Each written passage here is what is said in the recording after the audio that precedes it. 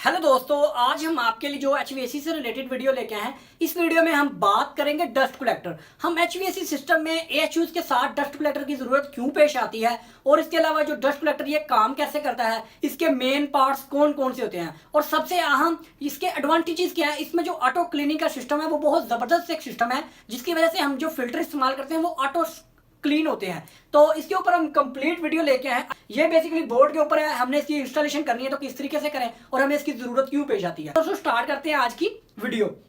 दोस्तों, ये मैंने बेसिकली डस्ट कलेक्टर बनाया है, इसके ऊपर हम बाद में डिस्कस करेंगे। पहले आप एक चीज को समझे कि डस्ट कलेक्टर की हमें जरूरत क्यों पेश आती है, हम इसको इस्तेमाल क्यों करते हैं। आपको पता है जो सेंट्रल एयर कंडीशनिंग होती है उसमें ज्यादातर हम एएचयूज का इस्तेमाल करते हैं।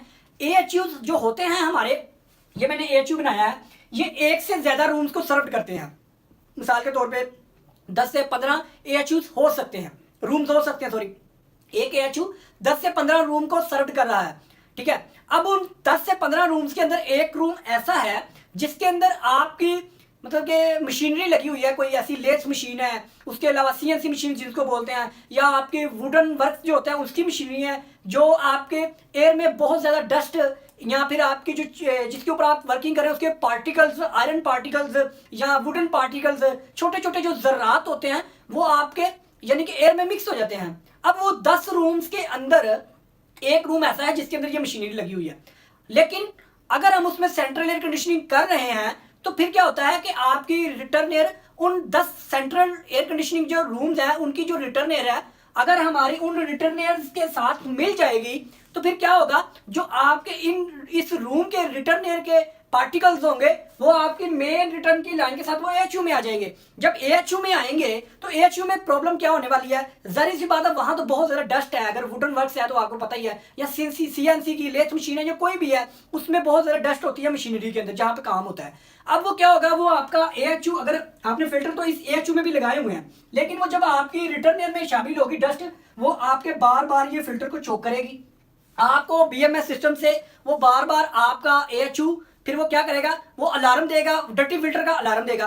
अगर डर्टी बीएमएस सिस्टम आपने इस्तेमाल नहीं भी किया हुआ तो फिर क्या होता है कि फिर आपके फिल्टर चोक हो जाते हैं, आपकी मतलब कि सक्शन कम हो जाती है, आपकी कूलिंग में भी फर्क पड़ जाता है। जाहिर सी बात है अगर आपके फिल्टर चोक हो जाते हैं जल्दी तो आपके जो सप्लाई एयर है वो उसमें भी टेम्परेचर में भी फर्क आ जाएगा, उसके प्रेशर में भी फर्क आ जाएगा। ठीक है, अब एक रूम की वजह से बाकी अगर आपके 15 रूम है तो बाकी जो 14 रूम होंगे वो भी डिस्टर्ब होंगे। तो फिर आपको हल क्या करना है, आपको हल ये करना है कि जिस रूम में ये मशीनरी लगी हुई है, जो एक रूम है वो बाकी रूम्स को डिस्टर्ब कर रहा है, आपने उस रूम की रिटर्न एयर है जो वो आपने एक अलहदा से लेनी है। ठीक है, अपने ज़हन में ये बात रख लें कि डस्ट कलेक्टर की इंस्टॉलेशन आप किस तरीके से करते हैं कि जिस रूम में मशीनरी लगी हुई है उस रूम की आप रिटर्न एयर की डक्ट वो आप अलहदा से निकालते हैं। ये आपके सामने ये रूम 1 है, जो मिसाल के तौर पे इसके अंदर जो है हमारी वो लगी हुई है मशीनरी। अब ये जो सेकंड नंबर पे रूम है, इसी तरह 2 सेकंड, थर्ड, फोर्थ जितने भी रूम होंगे ना आगे, वो आपके इस रिटर्न एयर में आपकी रिटर्न आ रही है,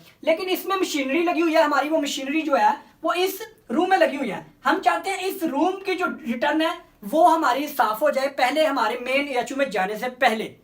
तो इसलिए फिर हम क्या करते हैं, इसकी रिटर्न एयर को हम इस मेन रिटर्न में एयर में शामिल नहीं करते, बल्कि हम इसको अलहदा से लेके आते हैं। अब ये मैंने डस्ट कलेक्टर में लेके आया हूँ इसकी उस रूम की रिटर्न एयर को। सप्लाई एयर का कोई इशू नहीं होता, सप्लाई जब आपकी इस रूम की रिटर्न एयर साफ हो जाएगी, ये ब्लोअर लगा हुआ है, ये कैसे काम करता है इसके ऊपर बाद में, ये सप्लाई एयर का कोई मसला नहीं है। आपकी ठंडी एयर जाएगी, ठंडी एयर जाने के बाद वहां पे जब सक्शन होगी तो उसमें डस्ट शामिल हो जाएगी। अब उसको हमने पहले साफ करना है ताकि आपके जितनी भी रिटर्न एयर 10 रूम्स की रिटर्न एयर आ रही है ना उसमें आपकी डस्ट शामिल ना हो।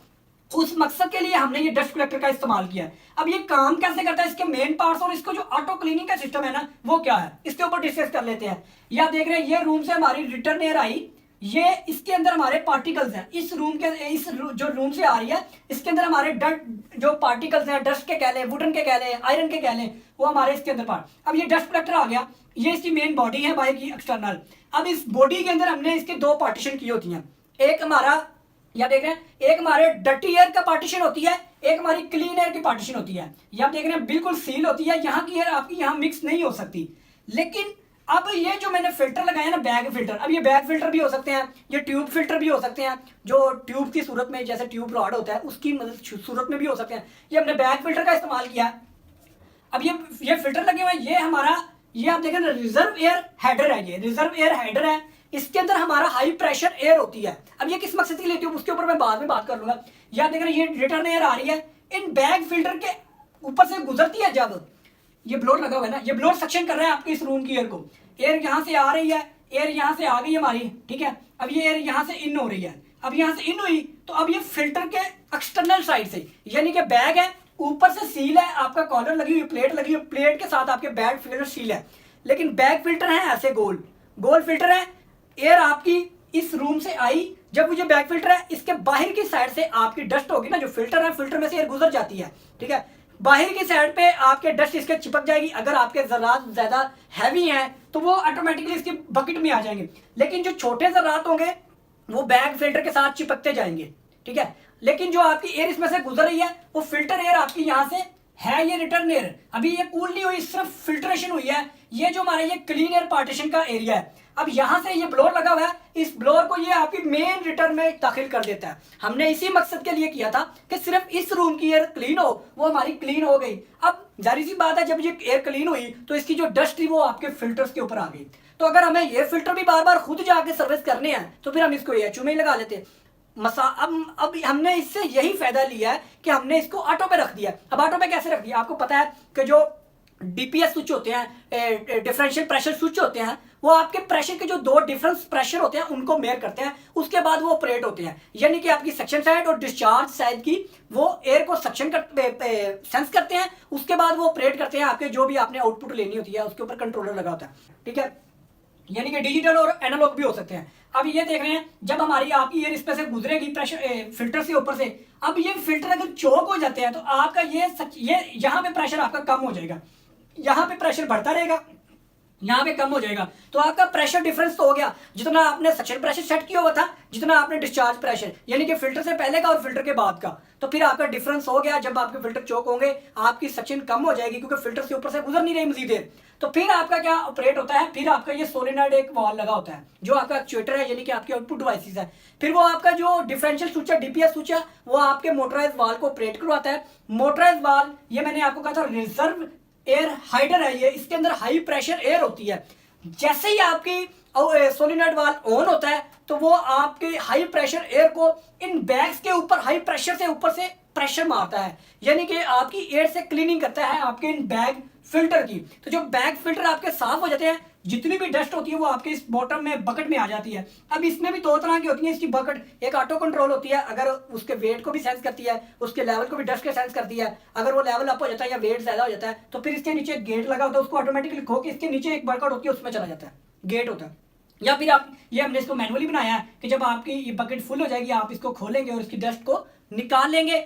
आपको बजाय इसके के बार बार फिल्टर सर्विस करना, आपकी एयर उनको ऑटो पे फिल्ट्रेशन कर देती है। तो ये एक छोटी सी वीडियो थी डस्ट कलेक्टर से रिलेटेड, इसमें बहुत ज़्यादा एडवांस सेटअप भी आ चुके हुए हैं, लेकिन अभी हमने एक सिंपल सी इसके बारे में बात की है कि ये हमारे इस तरीके से आप उस रूम की रिटर्न एयर को अलग से निकालें, उसके बाद उनको फिल्टर से निकालें, फिल्टर आपका उसको ऑटो पे सर्विस करता रहेगा, आपके एएचयू में कोई प्रॉब्लम नहीं आने वाली।